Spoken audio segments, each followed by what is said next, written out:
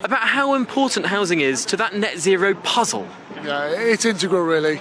Not only will it improve a lot of the market solutions and deliver us better outcomes and inspire a new generation of renewable energy, but it makes places more connected, and that connectivity and better placemaking is absolutely integral to ensure that we have less car-obsessed cities and towns, more jobs on our doorsteps, better connectivity across the whole of the UK, and I guess really just progressing a conversation that's been had for quite some time but hasn't got enough attention. And one of the problems here, I suppose, is that currently many people who live in homes that they potentially think would rather be closer inside cities, but are actually a little bit further away because of this housing crisis, means they have to use their cars, they have to use these more carbon-intensive places to get around, and that's worse for everyone. Yeah, absolutely right.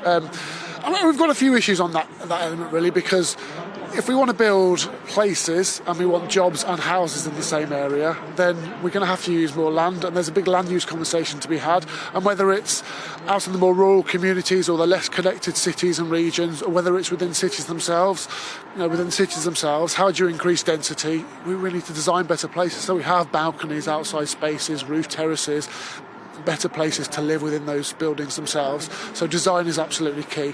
But then integrating a transport system that works.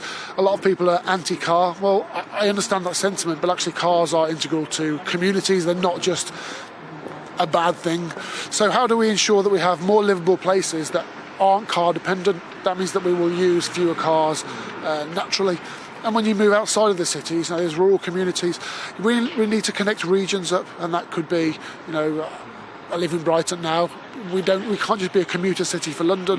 We've got to be a place that encourages from Dover to Portsmouth, a big region, we're a coastal region. We need to get back to that reality and enable jobs and housing and opportunities across the whole area, so that people don't feel as though they just have to travel a long distance just to get to work. And so much of this conversation can feel like it's always about London, or in the wider sense, London and the South East. But actually, that phrase, London and the South East, ignores so many of those coastal communities, as you talk about, so many of those areas that have just become commuter towns that actually could be places in their own right. How do we solve that puzzle? I think we just have to be honest about what the planning process is doing.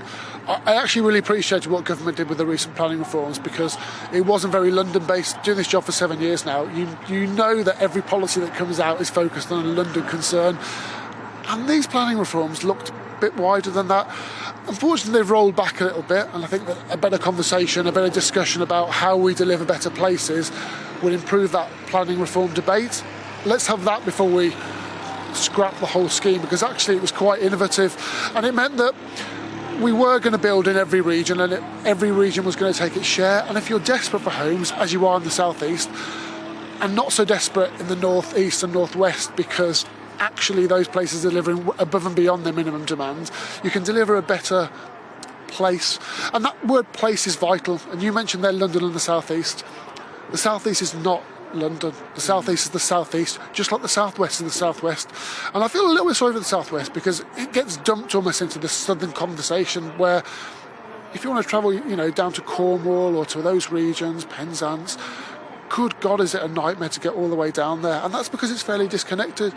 And that's exactly the same if you want to go to Dover, if you want to go to Hastings, if you want to go to Eastbourne. It's not that easy. If you want to travel along the route from going through Kent, yes, but what about your Tunbridge Wells?